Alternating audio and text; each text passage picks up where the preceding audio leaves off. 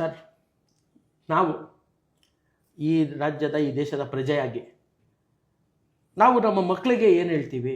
ಇಷ್ಟೆಲ್ಲ ಆಗ್ತಾಯಿದೆ ಅನ್ಯಾಯ, ನಮ್ಮ ಕಾಲದಲ್ಲಿ ಇಷ್ಟೆಲ್ಲ ಆಗ್ತಾಯಿದೆ. ನಾಳೆ ದಿನ ನಮ್ಮ ಮಕ್ಕಳು ನಿನ್ನ ಕಾಲದಲ್ಲಿ ಇಷ್ಟೆಲ್ಲ ಆಯ್ತಲ್ಲಪ್ಪ, ನನ್ನ ಎಕ್ಸಾಂಪಲ್ಗೆ, ನನ್ನ ಉದಾಹರಣೆಗೆ ನಾನು ಹೇಳ್ತಿರುವಂಥದ್ದು, ಅಪ್ಪ ನಿನ್ನ ಕಾಲದಲ್ಲಿ ಇಷ್ಟೆಲ್ಲ ಆಗಿದೆ, ಅಕ್ರಮ ಆಗಿದೆ, ಭ್ರಷ್ಟಾಚಾರ ಆಗಿದೆ, ಅನ್ಯಾಯಗಳಾಗಿದೆ, ನೀನೇನು ಮಾಡ್ತಾ ಇದ್ದೆ ಅನ್ನೋ ಪ್ರಶ್ನೆ ಮುಂದಿನ ದಿನದಲ್ಲಿ ಬಂದೇ ಬರುತ್ತೆ. ಯಾಕೆಂದರೆ ಇವತ್ತು ನಾವು ಈ ವಿಚಾರವಾಗಿ ಮಾತಾಡಲಿಲ್ಲ, ಹೋರಾಟಗಳನ್ನು ಮಾಡಲಿಲ್ಲ, ಭಯದಿಂದ ಹಿಂದೆ ಸರಿದ್ರೆ ನಾಳೆ ನಮ್ಮ ಮಕ್ಕಳ ಭವಿಷ್ಯವನ್ನು ನಾವು ನೋಡಬೇಕು. ನಿಮ್ಮ ಮಕ್ಕಳ ಭವಿಷ್ಯ ಏನಾಗುತ್ತೆ ಇವತ್ತೇನೆ. ನಿಜವಾಗ್ಲೂ ಇವತ್ತು ರಾಜ್ಯದಲ್ಲಿ, ದೇಶದಲ್ಲಿ ಏನು ಮಧ್ಯಮ ವರ್ಗ ಮತ್ತು ಕೆಳ ಮಧ್ಯಮ ವರ್ಗ ಬದುಕೋದಕ್ಕೆ ಆಗ್ತಾ ಇಲ್ಲ.